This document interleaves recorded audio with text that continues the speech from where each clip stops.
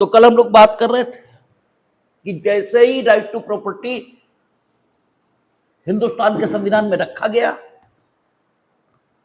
तत्काल उसके संशोधन की जरूरत 1951 में महसूस होने लगी। और महसूस होने का कारण यह भी कल चर्चा हुआ था कि कांग्रेस ने चूंकि अपने घोषणा पत्र में यह कह रखा था कि हम लैंड रिफॉर्म, भूमि सुधार, ये इस देश में लागू करेंगे, और भूमि सुधार का जो उनका कार्यक्रम था उसी के मद्देनजर उन्होंने संविधान में जिस शब्द का प्रयोग किया था अनुच्छेद 31 में, वो सिर्फ कंपनसेशन, उससे पहले जस्ट, रीजनेबल, इस प्रकार के कोई शब्द उन्होंने नहीं प्रयोग किए थे। लेकिन जैसे कल हमने कहा था कि शब्द ये अपने में पर्याप्त है, हमने कल आपसे चर्चा की थी कि अगर आपको ये अंदेशा नहीं है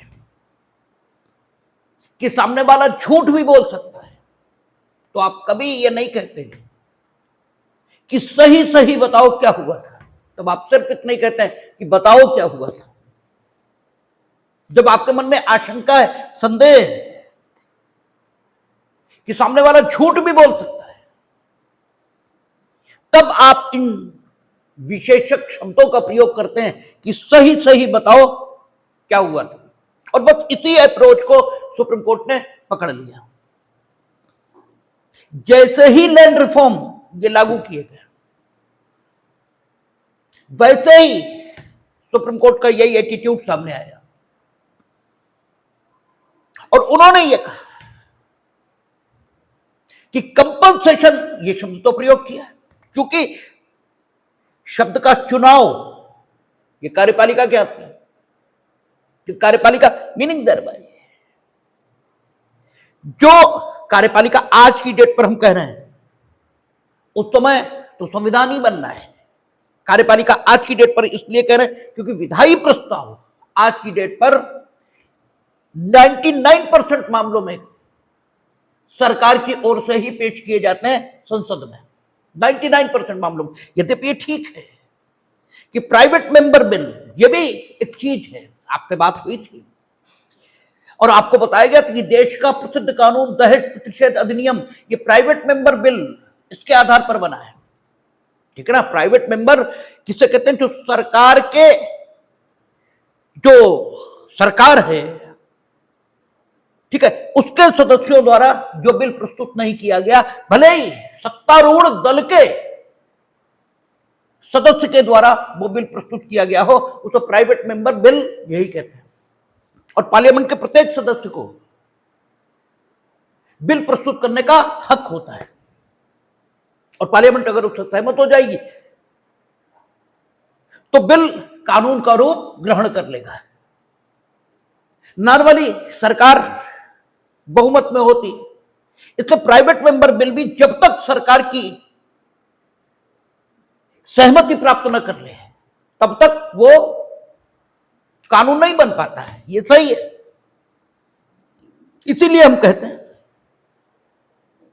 कि पार्लियामेंट्री डेमोक्रेसी में ये सिर्फ कहने की बात रहती है कि विधायिका का कानून होता है, इनफैक्ट सरकार का ही कानून होता है, क्योंकि सरकार अगर असहमत है तो आप पारित ही नहीं करा पाओगे विधायिका से।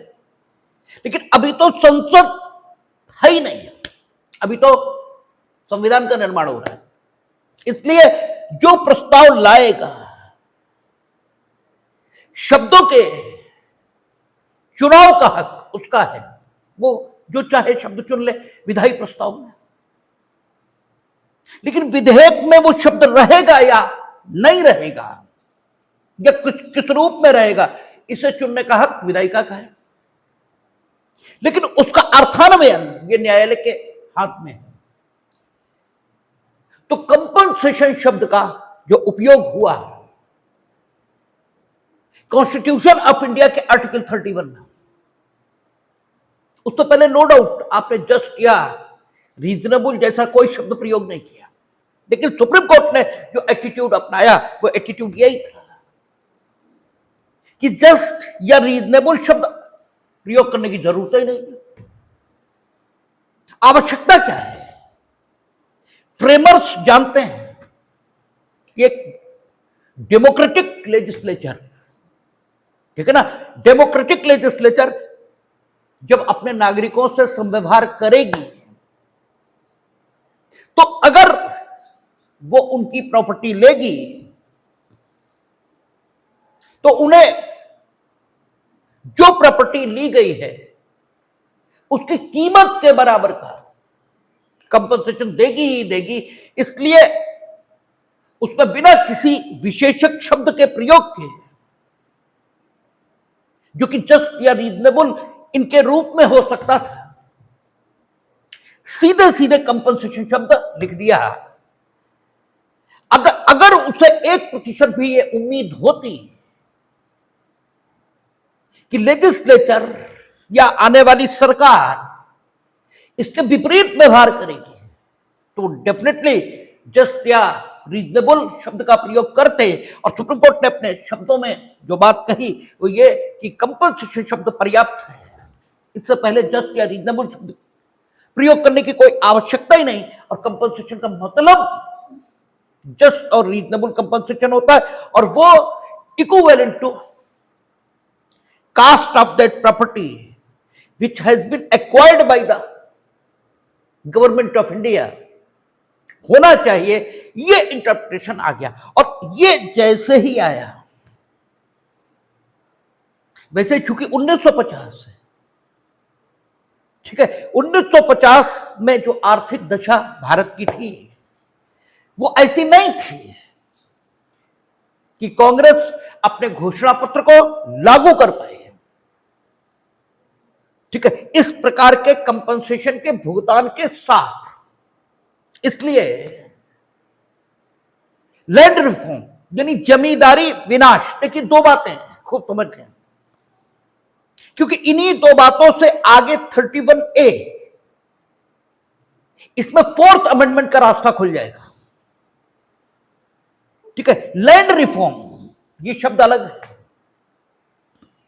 और जमींदारी विनाश ये शब्द अलग है। यद्यपि लैंड रिफॉर्म के अंतर्गत,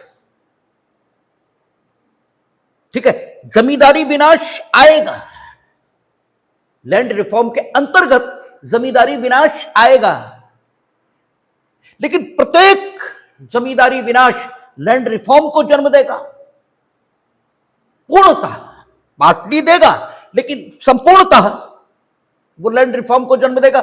ये बात ठीक नहीं, जैसे हमने कल चर्चा की थी आप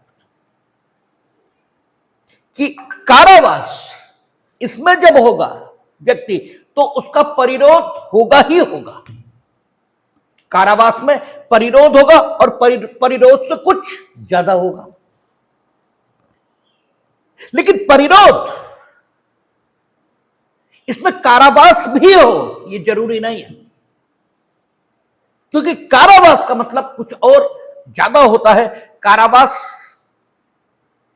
जिसके अधीन आप कारावासित हो उसकी इच्छा के मुताबिक आपका व्यवहार वहां संचालित होता है और परिरोध में सिर्फ स्वतंत्रता की हानि होती है। तो कारावास इसमें स्वतंत्रता की हानि प्लस कुछ और दोनों है और परिरोध में सिर्फ स्वतंत्रता की हानि, इतना ही, इसके अलावा कुछ है नहीं। और ये स्वतंत्रता की हानि जब आप विधि द्वारा निर्देशित या विधि द्वारा प्राधिकृत किए जाने पर करते हो तो इसे गिरफ्तारी कहते हैं, ठीक है। गिरफ्तारी की डेफिनेशन आप पढ़ते थे, सीआरपीसी में सेक्शन 46 था, अब शायद 44-45 वो हो गया है, बीएनएसएस वहां कहता था छुएगा और परिरुद्ध करेगा, कारावासित करेगा ये शब्द नहीं कहता है, छुएगा और परिरुद्ध करेगा, यानी स्वतंत्रता का नाश ये कर देगा। और कैसे? विधि द्वारा निर्देशित किए जाने पर अथवा विधि द्वारा प्राधिकृत किए जाने पर। तो गिरफ्तारी ये है और जब आपको कोई प्राधिकार या कहीं से कुछ भी हासिल नहीं और फिर भी आप किसी की स्वतंत्रता का नाश कर रहे हैं, तो आप उसे सदोष परिरोध में रख रहे हैं। ठीक है ना? तो कुछ चीजों में कुछ चीजें शामिल हैं और कुछ चीजों में कुछ चीजें शामिल नहीं हैं। तो कंपनसेशन, इसमें कोर्ट का कहना है कि युक्ति संगत यही होता है कंपनसेशन का मतलब। आप जो कहते हैं कि जस्ट या रीजनेबल शब्दों का प्रयोग नहीं है, इसलिए हम कंपनसेशन कुछ भी दे सकते हैं। This was the argument forwarded before the supreme court. ठीक है, on behalf of government of India. लेकिन कोर्ट का कहना है कि तो बात तब होती जस्ट या रीजनेबल शब्दों का प्रयोग जब ऐसा लगता कि एक लोकतांत्रिक ढंग से चुनी गई सरकार वो भी ऐसा कर सकती है, तब जस्ट या रीजनेबल शब्दों का प्रयोग ये होता। तो एक पहली ही नजर में दिक्कत आ गई।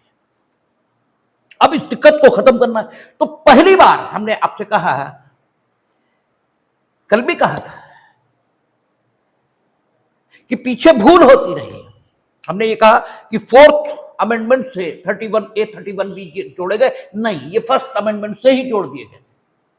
और हमने आपसे कहा, ये भी कहा था कि इस भूल का कारण ये रहा कि भाई हमने भी बहुत दिनों से नहीं पढ़ा था और चूंकि 31 डिलीट हो गया, इसलिए उसे जितना याद रह गया था उतना ही आपको बताया गया। तो याद बहुत चीजें नहीं रह सकती, ठीक है ना, इसलिए भूल हुई। हां, उसकी प्रभावकारिता और उसकी मारक क्षमता ये फोर्थ अमेंडमेंट से ही बहुत ज्यादा बढ़ी। लेकिन 31A और 31B ये 1951 में ही आ गए। फर्स्ट अमेंडमेंट, पहला संविधान संशोधन। अब देखिए, यहीं से एक चीज और निकलती है। कोई कमेंट कर रहा था हमारे वीडियो पर कि आपका पॉलिटिकल ज्यादा होता है। ठीक है, तो पॉलिटिकल, अगर सच्चाई कहना पॉलिटिक्स है आपकी नजर में तो होती रहे, हमें तो कोई फर्क पड़ता नहीं। और इस देश का दुर्भाग्य यही है कि सही जो है वो पॉलिटिकल, आपके हिसाब से जो सही है वो हम कहें तो नॉन पॉलिटिकल है, और अगर जो हमें दिखता है वो हम कहें तो वो पॉलिटिकल है। हमें जो दिख रहा है, आपको जो दिख रहा है वो आप कहिए, हमें जो दिख रहा है वो हम कह रहे हैं। फैसला समय को लेने दीजिए, ठीक है, कि क्या सही है और क्या उपयोगी है, जो भी है। आप कहते हैं कि साहब फर्स्ट अमेंडमेंट ये कंपनसेशन देने के लिए किया गया। हमारा कहना है कि आप मनमानी कर रहे थे, आपको जो अच्छा लगा वो आपने किया, और आरोप दूसरों पर लगाते हैं कि संविधान बदल रहे हैं। बदला किसने? बदला तो तुमने। 1951 में ही पहला संविधान संशोधन ले आए आप। पहला आप कब लाए? 1951 में। और क्यों लाए? इसलिए क्योंकि संविधान के शब्द आपकी मंशा का समर्थन नहीं कर रहे थे। आप जो चाहते थे वो चीज संविधान से नहीं निकल रही थी, इसलिए आपने फर्स्ट अमेंडमेंट कर दिया। तो फिर कौन संविधान को अपने हिसाब से बदलना चाहता है? ये तय होना चाहिए ना, कौन बदल रहा है संविधान को अपने मन के मुताबिक? तो आप बदल रहे हैं। फर्स्ट अमेंडमेंट यहीं आ गया, और फर्स्ट अमेंडमेंट से 31A और 31B ये जोड़ दिए गए। ठीक है, एक दिक्कत और आई थी। एक तो कंपनसेशन, इसने गड़बड़ किया।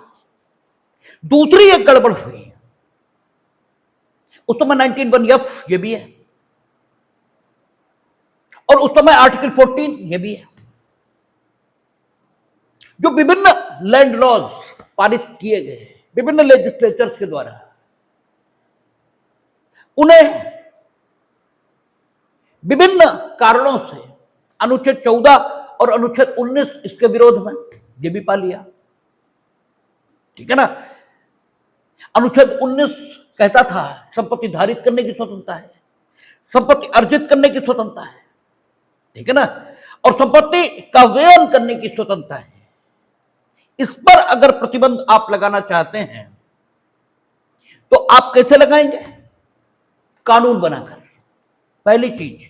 और कानून कैसा होना चाहिए? युक्ति संगत, यानी प्रतिबंध न ज्यादा होना चाहिए न कम होना चाहिए, ठीक है। प्रतिबंध लगाने का जो तरीका होना चाहिए वो भी युक्ति संगत, ठीक है। और प्रतिबंध के जो शीर्षक होंगे वो भी in the interest of general public, ठीक है। और या फिर एससी कम्युनिटी के हक के समर्थन के लिए। और दूसरी ओर अनुच्छेद 14 है जो वर्गीकरण इसकी अनुमति दे रहा है, लेकिन एक वर्ग में आप मनमानापन ये नहीं कर सकते। तो एक वर्ग में आपने जो जमींदार रखे, ठीक है ना, क्योंकि लैंड रिफॉर्म आप लागू करना चाहते हैं इस रूप में कि जमींदारी खत्म हो जाए, इसी रूप में लागू करना चाहते हैं ना। तो हम जमींदारी के पक्ष में नहीं बोल रहे हैं, हम आपको सिर्फ इतना ही दिखा रहे हैं कि अपनी मर्जी से कॉन्स्टिट्यूशन किसने बदला। यह अलग बात है कि उस बदलाव से लोगों को फायदा हुआ, यह एक अलग बात है और वो होना चाहिए था, यह भी दूसरी बात है। लेकिन आप जो कहते हो कि अपनी मर्जी से संविधान बदला गया, वो तो आपने किया। और आपको यह कैसे लगता है कि हम अपनी मर्जी से अगर संविधान बदलेंगे तो वो बुरा होगा? ये आपको क्यों लगता है? आप देश बंटवा चुके थे, आप कौन से स्वर्ग से उतरे हुए लोग हो कि साहब आप अपनी मर्जी से बदलोगे तो अच्छा होगा और दूसरा अपनी मर्जी से बदलेगा तो खराब होगा? ये तरीका कौन सा है? ठीक है, अब बेसिक स्ट्रक्चर की सीमा आ गई तो बेसिक स्ट्रक्चर को तो कोई चेंज कर ही नहीं सकता, वो तो वैसे का वैसे ही रहना। शेष एडजस्टमेंट आप करो तो ठीक, दूसरा करे तो सब बदलाव है। ये जो दोहरा मापदंड है, ये कौन सा मापदंड है? ठीक है ना। तो फर्स्ट अमेंडमेंट इसलिए भी करना जरूरी हो गया क्योंकि 14 और 19 इसके आधार पर भी बहुत सारे लैंड लॉज को अनकॉन्स्टिट्यूशनल घोषित कर दिया विभिन्न हाई कोर्ट में। इसलिए फर्स्ट अमेंडमेंट आया और फर्स्ट अमेंडमेंट ने क्या किया? 31A और 31B ये जोड़ दिया, ठीक है। आपका 31A और 31B फर्स्ट अमेंडमेंट से जोड़ा गया। इसी को लेकर शंकरी प्रसाद सिंह में जो संसद की संविधान के संशोधन की ताकत थी उसको चुनौती मिली। वो हम लोग तब पढ़ेंगे जब हम कॉन्स्टिट्यूशनल अमेंडमेंट ये बताना शुरू करेंगे। लेकिन यही फर्स्ट अमेंडमेंट था जिसको शंकरी प्रसाद सिंह में चुनौती मिल गई और फर्स्ट अमेंडमेंट से उन्होंने 31A पहली बार जोड़ा, ठीक है, और 31B पहली बार जोड़ा। 31B में उन्होंने जो 9th शेड्यूल है वो बना दी और 31A में उन्होंने पहली बारी ये कह दिया कि अनुच्छेद 14 और 19 इन आधारों पर कोई चुनौती किसी कानून को नहीं मिलेगी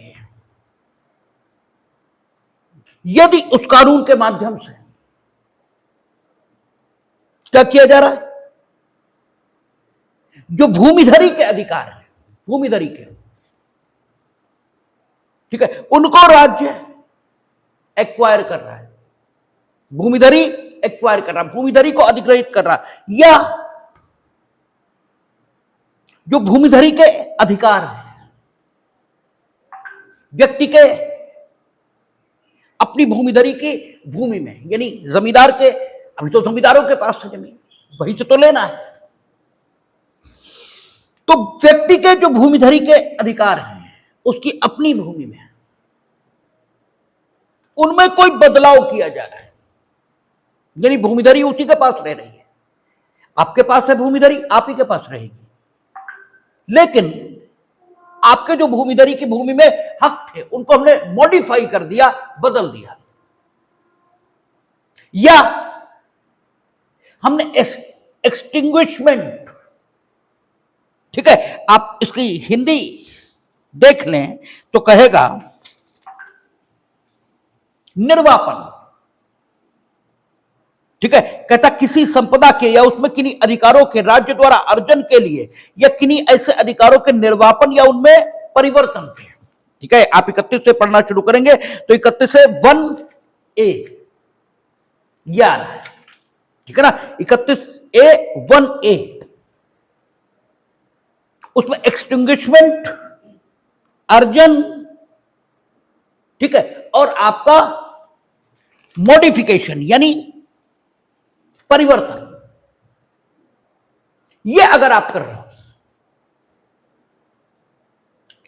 आपको हमने बताया अर्जन में क्या होता है, जो भूमिधरी में अधिकार हैं वो राज्य अपने पक्ष में ले लेता है।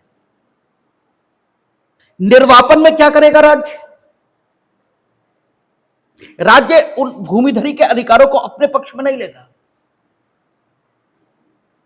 किसी और को दे देगा, आपके पास वो अधिकार नहीं रहेंगे, ठीक है ना। निर्वापन में भूमिधरी से संबंधित जो अधिकार हैं वो भूमिधर के पास नहीं रहेंगे, वो किसी अन्य के पास पहुंच जाएंगे। और जो एक्सटिंग्विशमेंट था यही मॉस स्केल पर किया गया था जमींदारी एबोलिशन में, क्योंकि जमींदार से जमीन ली और दूसरों को दे दी, जो एक्चुअल खेतिहर है उसे दे दी। मॉस स्केल पर निर्वापन ही हुआ था, ठीक है। और तीसरा परिवर्तन ये कर सकते हैं भूमिधरी की भूमि में, ठीक है। अब भूमि आप ही के पास रहेगी, लेकिन आपके अधिकारों में परिवर्तन हो जाएगा, ठीक है। जैसे ये कह दिया कि अगर भूमि आप किसी विदेशी को बेचोगे तो भूमि से आपके अधिकार समाप्त हो जाएंगे, ठीक है ना। पहले ये स्थितियां नहीं थी। भूमि आप एससी एसटी हो, विदाउट परमिशन बेचोगे, आपके भी अधिकार समाप्त, और जिसने खरीदी उसके भी अधिकार समाप्त, भूमि राज्य में निहित हो जाएगी। तो मॉडिफिकेशन, परिवर्तन, भूमिधरी के अधिकारों में परिवर्तन है, भूमि भूमिधर के पास है। निर्वापन का मतलब यह हुआ कि भूमि भूमिधर से ले ली गई, ठीक है, किंतु राज्य ने नहीं ली, किसी और को दे दी। और अर्जन का मतलब यह हुआ कि भूमि ली गई और राज्य ने अपने कब्जे में ले ली, ठीक है ना। और दूसरी दिक्कत कंपनसेशन से आई थी। तो कंपनसेशन के लिए आपको बताया ही था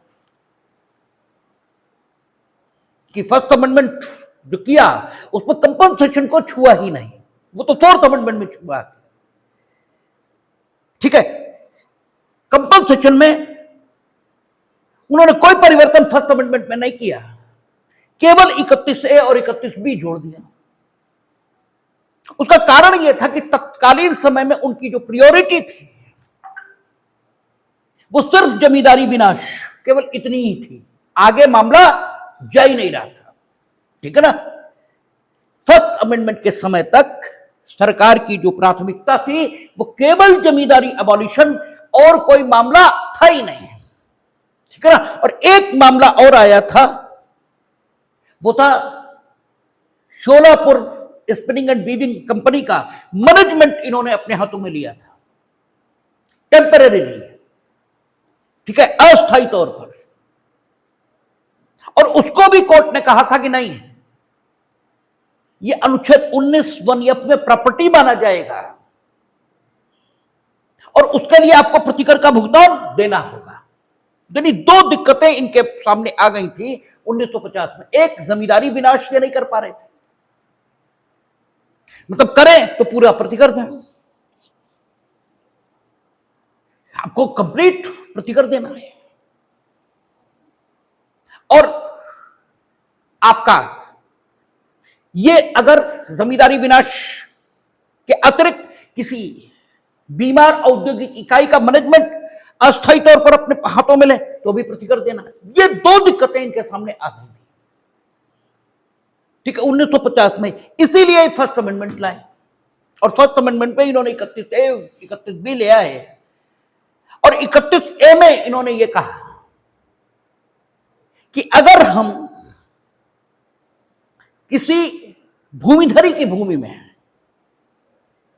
अर्जन करते हैं अधिकारों का, भूमिधर के, ठीक है, या अधिकारों का निर्वापन करते हैं और या फिर अधिकारों का परिवर्तन करते हैं, ठीक है, तो उसे अनुच्छेद 14 या 19 के आधार पर कोई चुनौती नहीं दी जाएगी। पहली चीज ये ले आए, अनुच्छेद 14 या 19 के आधार पर कोई चुनौती नहीं दी जाएगी, ठीक है। और साथ में 9th शेड्यूल ये बना दी, और 9th शेड्यूल में ये कहा कि 9th शेड्यूल में जिस अधिनियम को रख दिया जाएगा उसे 14, 19, 31 के आधार पर किसी भी न्यायालय में शून्य घोषित नहीं किया जा सकेगा। अब अगर लैंड लॉज या वे कानून जिनके माध्यम से ये संपत्तियों का अधिग्रहण कर रहे हैं, ठीक है ना, वो 31B में जो नवी अनुसूची बनी है उसमें रख दिए जाएं, तो 14, 19 और 31 इसके आधार पर चुनौती मिलेगी ही नहीं, भले ही वे उससे असंगत हों। तो इसका मतलब यह हुआ कि भले ही वे कानून किसी भी प्रतिकर के भुगतान की बात न करते हों, ठीक है, किसी भी प्रतिकर के भुगतान की बात न करते हों, फिर भी उन्हें अनुच्छेद 31 का वायलेशन करने के आधार पर शून्य घोषित नहीं किया जा सकेगा। यह स्थिति आ गई, ठीक है ना। 14, 19, 31 इससे असंगत होने के आधार पर किसी भी कानून को शून्य घोषित नहीं किया जा सकेगा, क्योंकि चुनौती नहीं दी जा सकेगी। इस ढंग से इन्होंने जमींदारी एबॉलिशन के मामले को फुल प्रूफ बना दिया, फुल प्रूफ बना दिया फर्स्ट अमेंडमेंट से ही, ठीक है। और जो मैनेजमेंट इन्होंने लिया था उसके लिए भी इन्होंने 31A, B, C, D ये सारे जोड़े ना, ठीक है। तो आप देखें, बी, किसी संपत्ति का प्रबंध लोकहित में या उस संपत्ति का उचित प्रबंध सुनिश्चित करने के उद्देश्य से परिसीमित अवधि के लिए, लिमिटेड, परिसीमित अवधि के लिए राज्य द्वारा ले लिए जाने या 2 या अधिक निगमों को लोकहित में उन निगमों में से किसी का उचित प्रबंध सुनिश्चित करने के लिए, ठीक है, समामेलित करने के लिए, यानी जो इनकी प्राइमरी दिक्कत थी, जो इनकी प्राइमरी दिक्कत थी 1950 में, उसका समाधान इन्होंने कर लिया, ठीक है ना, फर्स्ट अमेंडमेंट से। कंपनसेशन ये दिक्कत थी, तो 31वीं में 9th शेड्यूल बना दी और ये कह दिया कि 9th शेड्यूल में अगर हमने कानून रख दिया तो आप 14, 19, 31 के आधार पर चुनौती देंगे ही नहीं, और जब 31 के आधार पर चुनौती नहीं देंगे तो कंपनसेशन कम है ज्यादा है इसका सवाल ही खत्म हो गया, ठीक है ना। और 14, 19 इसके आधार पर चुनौती वो भी नहीं मिलेगी, वो 31A भी कह रहा और 31B भी कह रहा, ठीक है। अधिकारों का अर्जन स्टेट भी कर सकता है, किसी को दे भी सकता है, क्योंकि अर्जन, निर्वापन और बदलाव, परिवर्तन तीनों हो सकते हैं। जहां तक सिख इंडस्ट्रियल यूनिट का सवाल है वो भी, ठीक है, अगर मैनेजमेंट अस्थायी तौर पर लेना चाहे तो वो भी ले सकते हैं, ठीक है। 2 बीमार औद्योगिक इकाइयां हैं, उन्हें समामेलित करके एक इकाई बनाना चाहते हैं, वो भी कर सकते हैं। तो इनके सारे उद्देश्य फर्स्ट अमेंडमेंट से इन्हें हासिल हो गए। लेकिन अगली दिक्कत आई, आपने फर्स्ट अमेंडमेंट में जो कहा था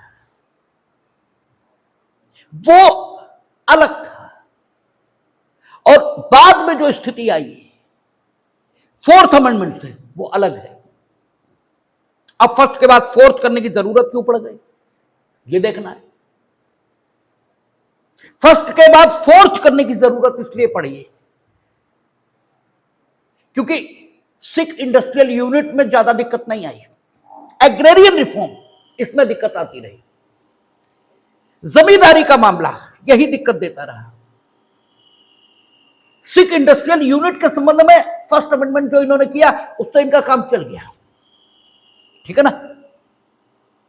लेकिन जहां तक सवाल खेती का था, तो पहले आपने जो फर्स्ट अमेंडमेंट किया था वो काहे के लिए, आपने कहा जमींदारी विनाश। जमींदारी विनाश सीमित शब्द है, और भूमि सुधार या कृषि सुधार ये बड़ा शब्द है, एग्रेरियन रिफॉर्म, ठीक है। एग्रेरियन रिफॉर्म का मतलब यह हुआ कि आप ऐसी व्यवस्था करेंगे, या अगर आप ऐसी व्यवस्था करते हैं कि किसानों को उचित रेट पर, ठीक है, खाद मिले, बीज मिले, ठीक है, या फिर पशु चरागाह भूमि रहे, खलिहान की भूमि रहे, ठीक है ना, जो गोबर आदि की खाद बनाने के लिए गड्ढे होने चाहिए वो बने रहे, ठीक है ना। तो ये सब कुछ कृषि सुधारों में शामिल होगा, सब कुछ। कृषि उपज उचित मूल्य पर बिके, उचित मूल्य के लिए वो बाजार तक आ पाए, बाजार के लिए सड़क बने, ठीक है ना, और कृषि उपज का मूल्य ठीक ढंग से बेचने के लिए मंडी बने, मंडी में व्यापारी आए खरीदे को। ये सब कुछ कृषि सुधारों में शामिल हो सकता है, ये सब कुछ कृषि सुधारों में शामिल हो सकता है अगर कृषि सुधार, क्योंकि कॉन्स्टिट्यूशनल इंटरप्रिटेशन की परंपरा क्या है, उदार अर्थान्वयन शब्द का। तो जब कृषि सुधार शब्द का हम अर्थान्वयन करेंगे कॉन्स्टिट्यूशनल इंटरप्रिटेशन की परंपराओं के अनुरूप, हालांकि हमने पहले लेक्चर में बात की है आपसे कि यही सुप्रीम कोर्ट इसी समय AK गोपालन में कॉन्स्टिट्यूशनल इंटरप्रिटेशन की परंपराओं के प्रतिकूल स्वतंत्रता के प्रश्न पर विधि शब्द का संकुचित अर्थान्वयन कर रहा है, सीमित अर्थान्वयन कर रहा है, और विधि का मतलब सिर्फ इनेक्टेड लॉ ये बता रहा है। लेकिन प्रॉपर्टी का सवाल जहां पर है अनुच्छेद 31 के मसले पर, वहां सुप्रीम कोर्ट उसी हिसाब से चल रहा है जो हिसाब कॉन्स्टिट्यूशनल इंटरप्रिटेशन का है, ठीक है ना। तो इसलिए उम्मीद है कि कृषि सुधार का जो अर्थ लगाया जाएगा सुप्रीम कोर्ट के द्वारा, उसमें ये सारी बातें शामिल हो जाएंगी, क्योंकि कृषि सुधार का विस्तृत मतलब हो सकता है, उसमें चकबंदी भी शामिल है, ठीक है ना, उसमें टुकड़े न बटे भूमि के, छोटी जोत न हो जाए क्योंकि उससे उपज प्रभावित हो जाएगी, ये भी शामिल है। बहुत बड़ी जोतें यानी 200 बीघे 500 बीघे किसी एक आदमी के पास न रहे, ये भी शामिल हो जाएगा, ठीक है, ये सारी चीजें शामिल हो जाएंगी। ग्रामीण शिल्पी, क्योंकि अब तो ट्रैक्टर आ गए, उस समय तो हल बैल से खेती हो रही, तो हल की मरम्मत करने वाले, बैलों का उपचार करने वाले, ये सब भी गांव में रहे, अन्यथा कृषि होगी कैसे, ठीक है ना। तो जो छोटा कारीगर है कृषि से संबंधित, उसे घर मकान उपलब्ध हो, यह भी कृषि सुधार में आ जाएगा। कृषि सुधार बहुत बड़ा शब्द हो जाएगा, ठीक है ना। अब अभी तो फर्स्ट अमेंडमेंट हुआ, फर्स्ट अमेंडमेंट से आपने क्या लिखा था, जमींदारी विनाश, ठीक है ना। इसको सुनिश्चित करने के लिए जो कानून बनाए जाएंगे, ठीक है, उनमें 14-19 के आधार पर चुनौती नहीं मिलेगी। 14-19-31 के आधार पर नवी सूची में अगर आप रख देंगे तो नहीं मिलेगी, ठीक है ना। अधिकारों का अर्जन ये 31 की बात हुई, 31 में आपने कहा 14, 19, 31 के आधार पर कोई चुनौती नहीं मिलेगी। आज की डेट में तो आपने लिखा भूमि सुधार से संबंधित कानूनों को, ठीक है ना। या 31 में तो भूमि सुधार नहीं लिखा, लेकिन 31 में आपने नमी अनुसूची बनाई ना, और 31 में आपने लिख दिया इस नमी अनुसूची में जितने कानून रख दिए जाएंगे वे सारे कानून 14, 19, 31 के आधार पर चुनौती दिए जाने से सुरक्षित हो जाएंगे, ये आपने लिखा ना। और आपने प्राइमरी जो लैंड लॉ बनाए थे उसमें क्या लिखा था, बाद में आपने जोड़ा जमींदारी विनाश और भूमि सुधार अधिनियम, ये बाद में बना, जमींदारी विनाश ये पहले था, ठीक है ना। और उसे आपने अनुच्छेद 31 में रख दिया, ठीक है ना। जमींदारी विनाश से संबंधित जो कानून बना वो 19, 31, 14 इसके आधार पर चुनौती देने से सुरक्षित हो गया। यानी जमींदारी विनाश अगर आप कर रहे हो, यानी जमींदारी के जो अधिकार हैं वो अर्जित कर रहे हो, तो कंपनसेशन का भुगतान नहीं करना है, और 14, 19 के आधार पर चुनौती ये भी नहीं मिलेगी, ठीक है ना भाई। 14, 19, 31 के आधार पर चुनौती तब नहीं मिलेगी जब जमींदारी विनाश ये कानून का उद्देश्य हो। अगर जमींदारी विनाश के अतिरिक्त कोई उद्देश्य है, यह सिख इंडस्ट्रियल यूनिट का टेम्परेरीली अस्थायी तौर पर प्रबंध अपने हाथों में लेने के अलावा कोई उद्देश्य है, यानी अनुच्छेद 31A और 31B में जो आपने लिखा उसके अलावा कोई संपत्ति कानून बनाकर अर्जित की जा रही है, तब तो आपको कंपनसेशन देना ही होगा, ठीक है। तब तो आप कंपनसेशन देंगे ही, और कंपनसेशन कितना, just equivalent to the cost of that property, ये देंगे आप। ये दिक्कत आई है फर्स्ट अमेंडमेंट के बाद भी, और इसी ने फोर्थ अमेंडमेंट का रास्ता खोल दिया। अब जमींदारी विनाश तो हो गया, ठीक है। 1951 में अधिकांश लैंड लॉज देश में पारित कर दिए गए, और आपने जो 14, 19 के आधार पर उन्हें अनकॉन्स्टिट्यूशनल घोषित किया वो 31B, उसके माध्यम से आपने कॉन्स्टिट्यूशनल कर लिया, क्योंकि 31B में एक और शब्द जोड़ा गया।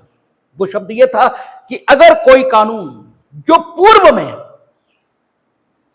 पूर्व में असंवैधानिक घोषित किया जा चुका है 14, 19, 31 के विरोध के कारण, उसे नमी अनुसूची में रख दिया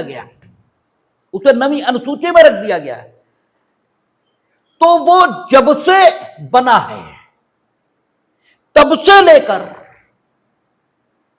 आज तक, यानी जिस डेट में उसे नमी अनुसूची में रखा जाएगा उस डेट तक हमेशा संवैधानिक रहा है 14, 19, 31 के आधार पर यह मान लिया जाएगा। यानी आपने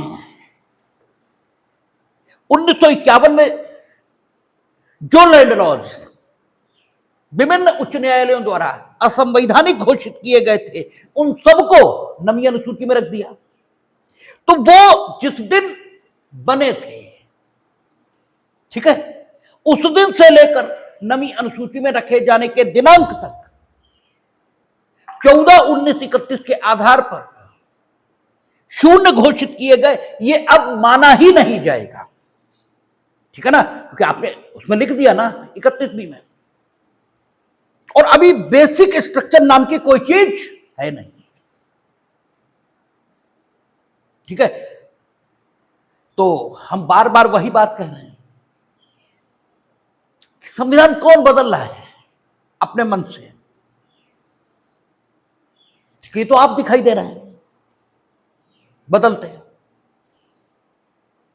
और आप ये कैसे कह सकते हैं कि आप बदलोगे तो बहुत अच्छा, दूसरा बदलेगा तो बहुत खराब, जबकि आप जब बदल रहे थे तब बेसिक स्ट्रक्चर भी नहीं था, और हम जब बदलेंगे या आज जब बदला जाएगा तो बेसिक स्ट्रक्चर है। हम तो एक सीमा के बाहर जा ही नहीं सकते, आप तो किसी भी सीमा तक जा सकते थे। और आगे जब 31B के इतिहास को पढ़ेंगे हम लोग, 1971 तक आएंगे, तब देखेंगे कि आप किसी भी सीमा तक गए, किसी भी सीमा तक। तभी तो 1970, अगर आप किसी भी सीमा तक न गए होते तो 1973 में केशवानंद भारती में बेसिक स्ट्रक्चर की बात करने की जरूरत ही क्यों होती। ठीक है, अगर चोर ना हो तो पुलिस भी नहीं होगी। ठीक है ना, इस दुनिया में जो कुछ है वो द्वंद्व के कारण है। ठीक है, द्वंद्व मीनिंग देयर बाय विरोधी विचार से संघर्ष। ठीक है, अगर द्वंद्व समाप्त हो दुनिया खत्म हो जाएगी।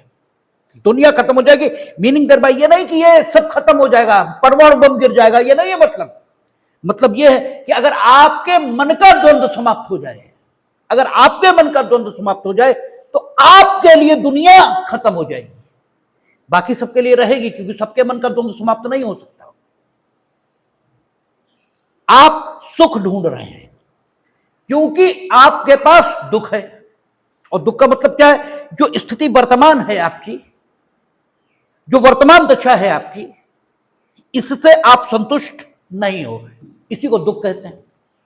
दुख क्या चीज है? दुख यही चीज तो है कि जो वर्तमान है इससे आप संतुष्ट नहीं हो, आप इसमें बदलाव चाहते हो। सुख क्या है? जो वर्तमान है ये आपको ऐसा लगता है यही होना चाहिए, बस इसी को सुख कहते हैं। ठीक है, तो जहां सुख है वहां दुख होगा। क्यों? समय परिवर्तनशील है, वो तो बदलेगा, तो हमेशा आपकी इच्छा के मुताबिक नहीं हो सकता। इसलिए सुख और दुख दोनों के पार अगर जाना है, ठीक है ना, तो इस द्वंद्व को खत्म करना होगा। यानी आपको अपने मन में ये इच्छा जगानी होगी कि जो ईश्वर करता है वो हमेशा ठीक ही होता है, इसलिए जो भी परिस्थिति है इस परिस्थिति से अधिक ठीक मेरे लिए कुछ नहीं हो सकता। ठीक है ना, ये भाव जैसे ही आपके मन में आया आपका द्वंद्व खत्म हो गया, और जैसे ही आपका द्वंद्व खत्म हुआ आपकी दुनिया खत्म हो गई, आपकी दुनिया खत्म हुई। ठीक है, सबकी दुनिया खत्म नहीं हो गई, आपकी दुनिया खत्म हो गई। ठीक है ना, क्योंकि द्वंद्व खत्म हो गया। तो अगर विरोधी चीज है तो वो जिसकी विरोधी है वो भी होगा, और अगर विरोधी चीज खत्म है तो वो जिसकी विरोधी वो भी खत्म हो जाएगा। अगर रावण नहीं होंगे तो राम भी नहीं होंगे। ठीक है, तो अगर मनमानापन होगा तभी बेसिक स्ट्रक्चर का प्रिंसिपल आएगा, अगर मनमानापन नहीं होगा तो बेसिक स्ट्रक्चर का प्रिंसिपल आ ही नहीं सकता। ठीक है ना, अगर सुप्रीम जुडिशरी को ऐसा न लगता होता कि आप कुछ भी कर देंगे, जो आप दूसरों पर आरोप लगा रहे हैं, जो आप आरोप दूसरों पर लगा रहे हैं, अगर वो सुप्रीम जुडिशरी को न लगा होता तो सुप्रीम जुडिशरी कभी भी बेसिक स्ट्रक्चर की बात ही नहीं की होती। ये बेसिक स्ट्रक्चर की बात ही इसीलिए हुई क्योंकि लग गया कि आप कुछ भी कर देंगे, कुछ भी कर देंगे। और देखेंगे 42nd अमेंडमेंट जब हम लोग डिस्कस करेंगे कि कुछ भी कर दिया, कुछ भी कर दिया। जब 39th अमेंडमेंट डिस्कस करेंगे तो हम देखेंगे कि कुछ भी कर दिया। 39वां संविधान संशोधन, 42वां संविधान संशोधन जब देखेंगे तो देखेंगे कि कुछ भी कर दिया। हमने आपने कहा ना कि कॉन्स्टिट्यूशनल हिस्ट्री आप सिर्फ पढ़ लीजिए, उसके बाद गांधी परिवार से तो बहुत घृणा हो जाती है। सिर्फ ये पढ़ लीजिए बस, कॉन्स्टिट्यूशनल हिस्ट्री। मनमानापन किया है देश में, जो मनाया सो कर दिया, जो मनाया सो कर दिया। ठीक है, तो फर्स्ट अमेंडमेंट के बाद फोर्थ की जरूरत क्यों पड़ी? क्योंकि आपने जिस शब्द का प्रयोग किया वो जमींदारी विनाश था। जमींदारी विनाश, इससे संबंधित कानून, इनको वैधता प्रदान करना, यह फर्स्ट अमेंडमेंट का लक्ष्य था। लेकिन जमींदारी विनाश से भूमि सुधार ये नहीं हुए, एग्रेरियन रिफॉर्म, कृषि सुधार ये नहीं हुआ, ठीक है ना, क्योंकि जमींदारी विनाश सीमित शब्द है। और जो एग्रेरियन रिफॉर्म के लिए जरूरत पड़ी भूमि की, फिर वही दिक्कत आ गई। भाई आप ग्रामीण कारीगरों के लिए अगर भवन बनाओगे तो भी तो जमीन की जरूरत है, आप मंडी बनाओगे तो भी जमीन की जरूरत है, सड़क बनाओगे तो भी तो जमीन की जरूरत है, खाद के गड्ढे बनाओगे तो भी तो जमीन की जरूरत है। इस सब के लिए भी जमीन की जरूरत आ गई, ठीक है। तो एग्रेरियन रिफॉर्म, ठीक है ना, इसको लाने की आवश्यकता ये दिखाई देने लगी है, ठीक है ना। तो फिर से फोर्थ अमेंडमेंट किया गया, ठीक है ना। और फोर्थ अमेंडमेंट पे उन्होंने कहा कि आपका, जैसे आप 31A देखें तो कहा उन्होंने, अनुच्छेद 13 में अंतर्विष्ट किसी बात के होते हुए भी, एक बार अनुच्छेद 31 से पढ़ लेते हैं। कहता है अनुच्छेद 13 में अंतर्विष्ट किसी बात के होते हुए भी किसी संपदा के या उनमें किन्हीं अधिकारों के राज्य द्वारा अर्जन के लिए या किन्हीं ऐसे अधिकारों के निर्वापन या उनमें परिवर्तन के लिए या किसी संपत्ति का प्रबंध लोकहित में या उस संपत्ति का उचित प्रबंध सुनिश्चित करने के उद्देश्य से, ठीक है, संपत्ति शब्द आ रहा है, स्टेट शब्द आ रहा है, ठीक है ना।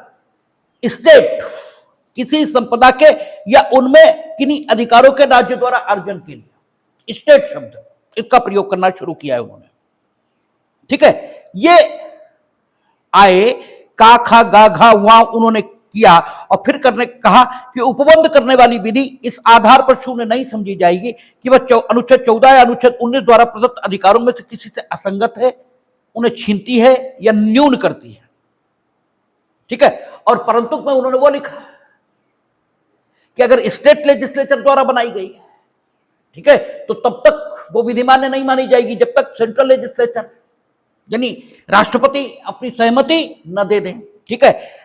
आगे कहता है परंतु और की जहां किसी विधि में किसी संपदा के राज्य द्वारा अर्जन के लिए कोई उपबंध किया गया है और उसमें समाविष्ट कोई भूमि, ये आगे की बात है, इस पर अभी बात हम नहीं कर रहे हैं, ठीक है ना।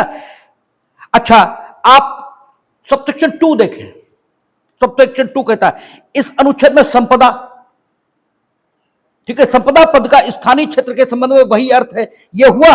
अच्छा, फिर थर्ड देखें, 2 का थर्ड कहता कृषि के प्रयोजनों के लिए या उसके सहायक प्रयोजनों के लिए,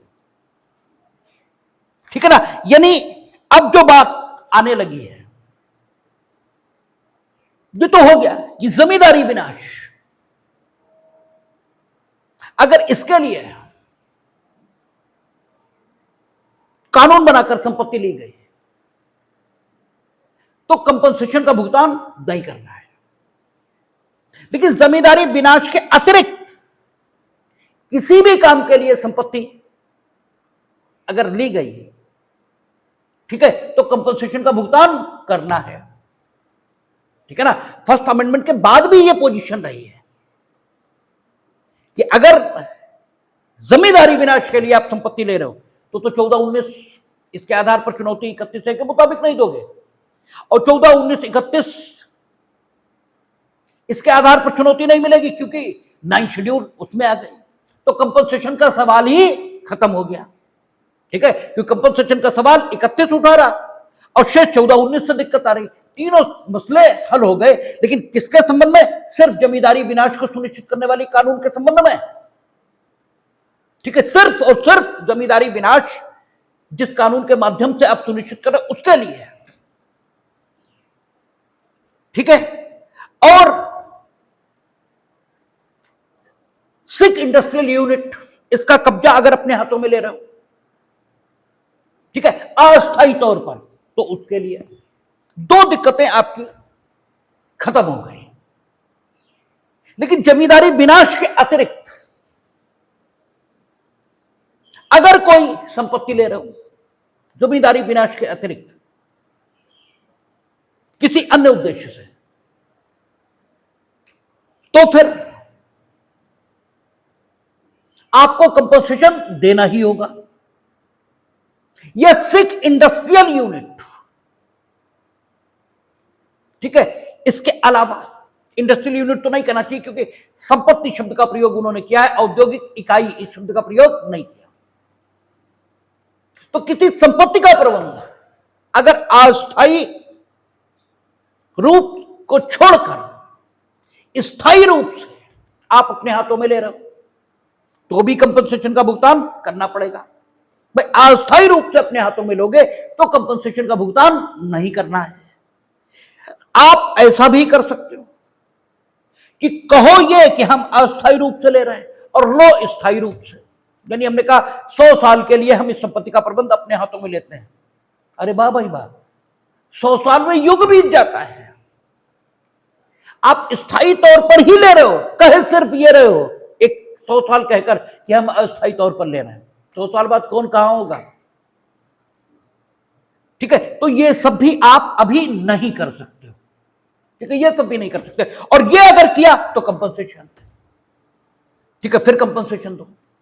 अब जमींदारी विनाश के बाद इन्होंने जैसे ही एग्रेरियन रिफॉर्म, कृषि सुधार लागू करने चाहिए, यानी कृषि के सुधार के प्रयोजनों से, ठीक है ना, एग्रेरियन रिफॉर्म यानी कृषि सुधार के प्रयोजनों से। और अगर हम कृषि के प्रयोजनों से कह दें तो सुधार कहने की जरूरत नहीं है। अगर कृषि के प्रयोजनों से हमने संपत्ति ली, अच्छा, संपत्ति दो प्रकार की होती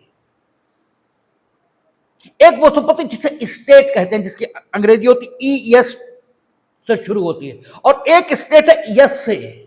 और जब यस से स्टेट शुरू हो रहा है तो उसका मतलब होता है राज्य, और स्टेट का मतलब होता है संपदा, ठीक है, कहते हैं ये उनकी स्टेट है। ये कौन सी चीज स्टेट? आज स्टेट नहीं है, आज कोई किसी की स्टेट नहीं है, लेकिन पहले स्टेट होती थी। पहले स्टेट किसे कहते थे? किसे कहते थे? जितनी कृषि योग्य भूमि आपकी भूमि धरी में है, ठीक है, वो आपकी स्टेट कहलाती थी, वो आपकी संपदा कहलाती थी, ठीक है ना। अब कृषि के सुधार के लिए, ठीक है, आपको भूमि चाहिए। जमींदारी विनाश वो तो सुरक्षित हो गया फर्स्ट अमेंडमेंट के साथ। जमींदारी विनाश अगर आपको करना है तो कोई दिक्कत नहीं, उसमें आपके सामने अब दिक्कत नहीं बची है, क्योंकि आपने उठाए कानून जमींदारी विनाश से संबंधित 31B में रख दिए। तो 31B से मतलब है नवी अनुसूची में रख दिए। नवी अनुसूची में रखते ही 14, 19, 31 तीनों सुरक्षित हो गए। अब 14, 19, 31 तीनों से जब सुरक्षित हुए, ठीक है, खाली 19(1)F से नहीं, 19 से सुरक्षित हो गए, ठीक है, यानी कोई कुछ बोले भी तो वो भी रोका जा सकता है, ठीक है। 14, 19, 31 से सुरक्षित होने का मतलब है 19 की 6 स्थितियां, ठीक है, और कंप्लीट 14, 19, 31 तीनों से वो सुरक्षित हो गए, और उन्हें आप चुनौती न्यायालय में दे ही नहीं सकते। और जो अधिकार वगैरह आपके लिए गए, उनके बदले में एक भी पैसा कंपनसेशन आपको ना मिले तो भी कुछ नहीं हो सकता। और बिल्कुल अनरीजनेबल ढंग से कंपनसेशन बांटा जाए, हम तुम्हें 10 रुपए देंगे, इन्हें 20 देंगे, इन्हें 50 देंगे, तो भी आप कुछ नहीं कर सकते, क्योंकि 31 से भी कह रहा, 31 से क्या कह रहा कि अगर राज्य ने अर्जित किए अधिकार, राज्य ने निर्वापित किए, राज्य ने परिवर्तित किए अधिकार, तो भी 14, 19 के आधार पर कोई चुनौती नहीं, ठीक है ना। यानी कंप्लीट सुरक्षा, ये जमींदारी विनाश, संपत्ति के अधिग्रहण, ठीक है, 2 कारपोरेशंस के मिलाकर एक कारपोरेशन बनाने आदि के संबंध में, यानी वो चीजें जो का, खा, गा, घा, वा 31 में लिखी हुई हैं, उनके संबंध में जो कानून बनाए जाएंगे, उनके संबंध में आपने हासिल कर ली एक कंप्लीट सुरक्षा, एक कंप्लीट सुरक्षा। लेकिन यह सुरक्षा जमींदारी विनाश उसी के संबंध में तो हासिल की, या काखा गाघा वहां उसमें जो लिखा है उसी के संबंध में तो हासिल की, कृषि प्रयोजनों से अगर आप भूमि हासिल कर रहे हो और वो भूमि स्टेट का भाग है, स्टेट अलग है, स्टेट अलग है, संपदा बात अलग है, और शेष संपत्ति बात अलग, घर मकान दुकान ये अलग है, ठीक है ना। चल संपत्ति जेवर रुपया अलग है। अभी भी अगर आप कृषि प्रयोजनों से भूमि एक्वायर कर रहे हो तो भी आपको कंपनसेशन देना है। अगर आप जमींदारी विनाश, ठीक है, इसके लिए भी स्टेट जो है उसके अलावा किसी अन्य भूमि का अधिग्रहण करो तो भी कंपनसेशन देना है, ठीक है। स्टेट का अधिग्रहण करो तो नहीं देना है, ठीक है। तो अब ये दिक्कतें आनी शुरू हो गई। और कंपनसेशन कितना देना है? Just equivalent to cost of that property, क्योंकि अभी फोर्थ नहीं आया है, ये तो 1 और 4 के बीच की स्थिति है, ठीक है ना। वन में जमींदारी विनाश के लिए आप ले रहे थे, तब तो आप 31B में, ठीक है, रख रहे थे और कंपनसेशन देना ही नहीं था, कंपनसेशन फिर देना ही नहीं था, तो फिर आगे की बात चली नहीं रही थी, ठीक है ना। इसलिए फिर 4th अमेंडमेंट आया,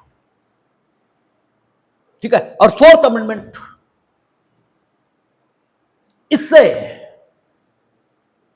क्या किया कि यह कह दिया कि कृषि प्रयोजनों के लिए, एग्रेरियन रिफॉर्म, कृषि सुधारों के लिए, कृषि प्रयोजनों के लिए अगर भूमि एक्वायर की जाती है तो उसे भी 14-19 इसके आधार पर चुनौती नहीं दी जाएगी। नहीं, 31A को अमेंड किया, 31A को फिर अमेंड किया, ठीक है ना। और वहां ले आए कृषि प्रयोजनों से भूमि अगर ली जाती है, ठीक है, 31A(2) में 1, ठीक है, वैसा रहा भाई। 31A में कितना है? 31A(1) में 31A(1) है और 31A(2) है, ठीक है ना। तो 31A(2) में कृषि सुधार ये शब्द ले आए, ठीक है। कृषि प्रयोजनों से अगर भूमि ली जाती है तो भी 14-19 के आधार पर चुनौती नहीं मिलेगी, ठीक है। और उसे कृषि प्रयोजनों से जो भूमि लाएंगे उसे अगर वहां रख देंगे नमी अनुसूची में तो उसे भी कंपनसेशन देने से मुक्ति मिल जाएगी, ठीक है ना। और कंपनसेशन के लिए क्या कह दिया वहां कि अगर कंपनसेशन देना भी पड़े तो वहां क्या कर दिया था कि कंपनसेशन जो दिया जाएगा वो उन सिद्धांतों के मुताबिक दिया जाएगा जो अधिग्रहण करने वाली विधि में लिखे होंगे, ठीक है ना, उन सिद्धांतों के मुताबिक दिया जाएगा। और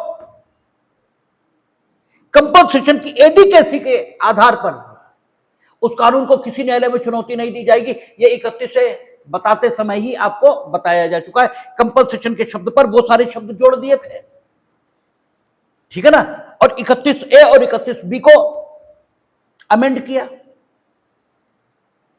और ये लिखा कि स्टेट अगर अधिग्रहित की जाती है, अब फिर दिक्कत आ गई, ठीक है। स्टेट ये परिभाषित नहीं थी, ठीक है ना। कहीं स्टेट को किसी रूप में परिभाषित किया था, कहीं स्टेट को किसी रूप में परिभाषित किया था, कहीं कृषि योग्य भूमि ये स्टेट में शामिल है, कहीं ये था, और कहीं ये था स्टेट शब्द में कृषि योग्य भूमि और बाकी अन्य प्रकार की संपत्ति वो सब भी शामिल है, ठीक है, ये था। तो इसके लिए 31A जब इन्होंने 4th अमेंडमेंट में संशोधित किया तो स्टेट शब्द को परिभाषित करने के लिए भी आपका 31(2) में व्यवस्था की। 31(2) में देखना, इन्होंने लिखा है इस अनुच्छेद में संपदा पद का स्थानीय क्षेत्र के संबंध में वही अर्थ है जो उस पद का या उसके समतुल्य स्थानीय पद का उस क्षेत्र में प्रवृत्त भू धृतियों से संबंधित विद्यमान विधि में है और इसके अंतर्गत आगे इन्होंने लिखा। तो फोर्थ अमेंडमेंट में इन्होंने यह किया, क्लियर करने की कोशिश की, ठीक है, कि स्टेट क्या समझा जाएगा, क्योंकि स्टेट शब्द का अर्थ पूरे भारत में स्पष्ट नहीं था।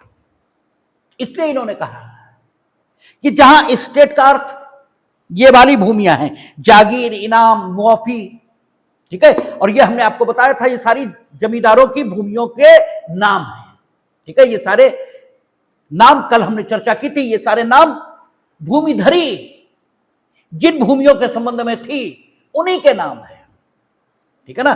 तो इन्होंने स्टेट को परिभाषित किया और स्टेट को परिभाषित करते हुए कहा कि इसके अंतर्गत निम्न भूमियां हैं, अर्थात जमींदारी के अंतर्गत यानी भूमिधरी जिन भूमियों के संबंध में एराइज होती है वो सारी भूमियां स्टेट शब्द के अंतर्गत रहेंगी। और जहां स्टेट शब्द में अन्य चीजें शामिल हैं, ठीक है ना, वहां क्या होगा, वहां स्टेट शब्द का अर्थ ऐसे लगाया जाएगा, वहां स्टेट शब्द का अर्थ ऐसे लगाया जाएगा कि मानो वो सिर्फ उन्हीं भूमियों के संबंध में, ठीक है, संकेत कर रही हैं जिनके संबंध में भूमिधरी के अधिकार एराइज होते हैं। इस तरह इन्होंने 31(2) के माध्यम से स्टेट शब्द को पूरे देश में एक रूप करने का प्रयत्न किया, ठीक है, कि स्टेट शब्द सारे जगह पर एक जैसा रहे। लेकिन फिर एक दिक्कत आ गई है।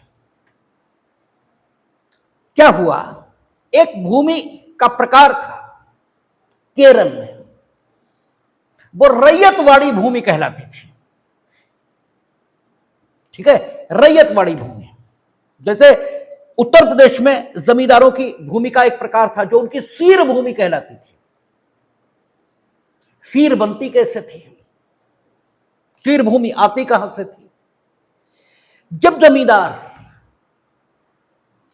अपनी किसी भूमि पर, सारी उसी की थी, ठीक है, अपनी 10 बीघे, 20 बीघे, 100 बीघे, 200 बीघे, 500 बीघे भूमि पर खुद काश्त करता था, खुद काश्त। और खुद काश्त का मतलब क्या था, या तो खुद करे, अपने परिवार के सदस्यों से करे, या अपने नौकर चाकरों के साथ करवाए, खुद करता था उस पर खेती।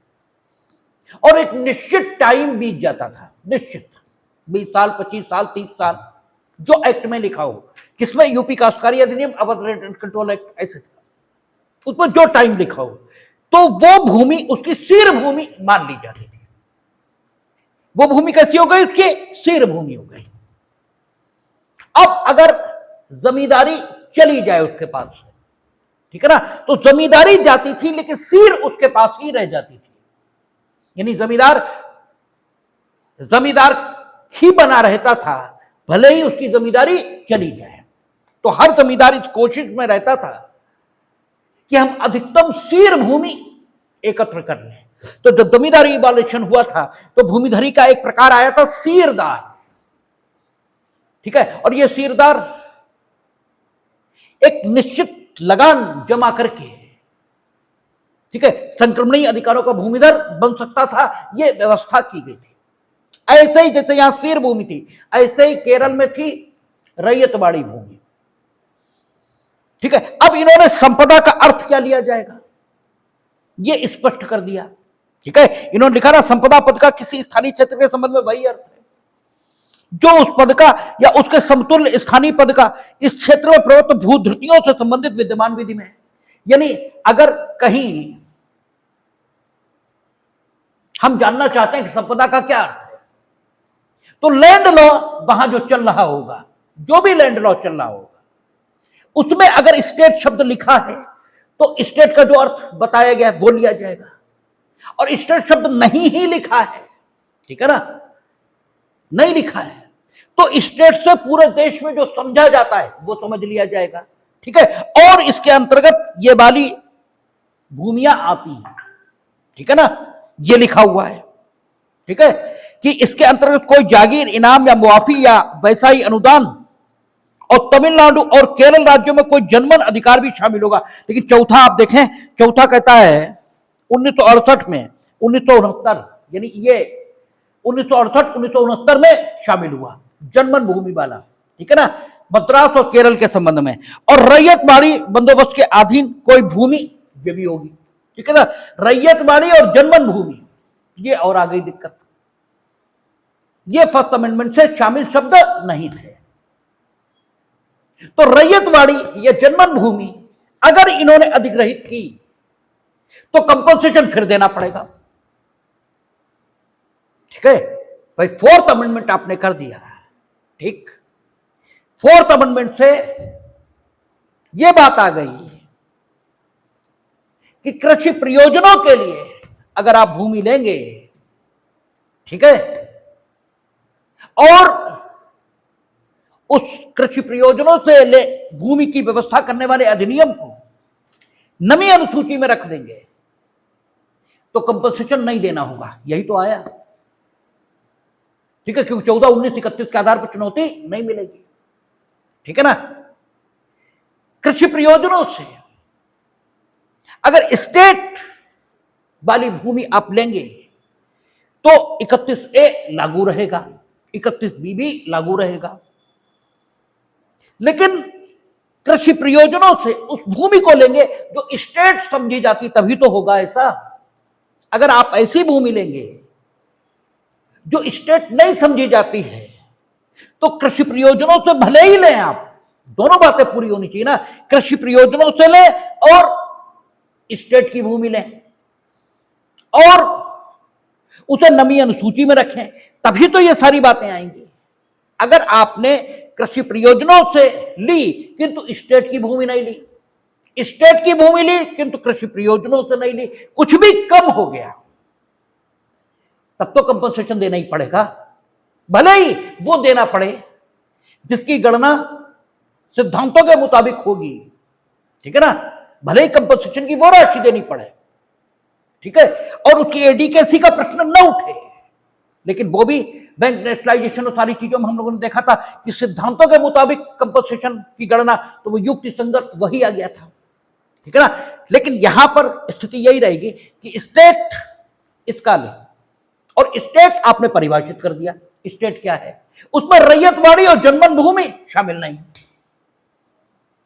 उसमें रैयतवाड़ी और जनमन भूमि शामिल नहीं। तब इन्होंने फिर से संशोधन किया, कौन सा, 17वां, जिसे गोलकनाथ में चुनौती मिली थी, ठीक है ना। इन्होंने फिर 17वां संविधान संशोधन किया और यह रैयतवाड़ी और जनमन भूमि यह भी स्टेट में शामिल है, यह कर दिया, ठीक है। अब अगर रैयतवाड़ी और जनमन भूमि इसको भी एक्वायर किया गया तो भी, ठीक है, कंपनसेशन नहीं देना है अगर अधिग्रहण वाली कानून को 31B में रख दिया गया और 14, 19 के आधार पर उसे चुनौती नहीं मिलेगी। तो 17वां संविधान संशोधन ये गोलकनाथ में चैलेंज हुआ, ठीक है। तो फोर्थ से भी इनका काम नहीं चला, 17वां लाए और 17वें से रैयतवाड़ी यहां जोड़ा गया, ठीक है। और ये जब 25वां संविधान संशोधन इन्होंने किया था तो 31A में परिवर्तन नहीं किया था, तब इन्होंने 31B में किया था, ठीक है। तो इस रूप में 31A संशोधित होकर हमारे सामने आज मौजूद है। आज जो हम 31A देख रहे हैं ये इस ऐतिहासिक यात्रा से निकलकर आया है और ये 31A आज भी मौजूद है, ठीक है ना। इसका मतलब यह हुआ कि 31A में जो लिखा है इसके लिए अगर कोई कानून बनाया जाएगा, ठीक है ना, तो उसे 14, 19 के आधार पर चुनौती नहीं मिलेगी और अगर उसे 31B में रखा जाएगा, ठीक है, तो 31 तो अब निरस्त है, तो उसे 14-19 से असंगति के आधार पर शून्य घोषित नहीं किया जा सकता। यह बात लागू है आज भी, लेकिन आईसी कहलों के बाद स्थिति में परिवर्तन आया है, ठीक है ना। आज पूरी तरह यह बात लागू नहीं है, लेकिन आप पार्शियली ऐसा मान सकते हैं, ठीक है, पार्शियली ऐसा मान सकते हैं कि 31A आज जिस रूप में मौजूद है, इस रूप में जिन कानूनों को वो सुरक्षा दे रहा है, वे कानून अगर आज की डेट पर बनाए जाते हैं तो उन्हें 14-19 के आधार पर चुनौती नहीं मिलेगी। तो 31 से आज की डेट पर क्या है, इसकी भाषा कल हम लोग, आज ऐतिहासिक पृष्ठभूमि इसकी देखी, कल 31 की भाषा आज की डेट पर क्या कहती है और आज की डेट पर 31B की क्या पोजीशन है, इस पर बात करेंगे। देखें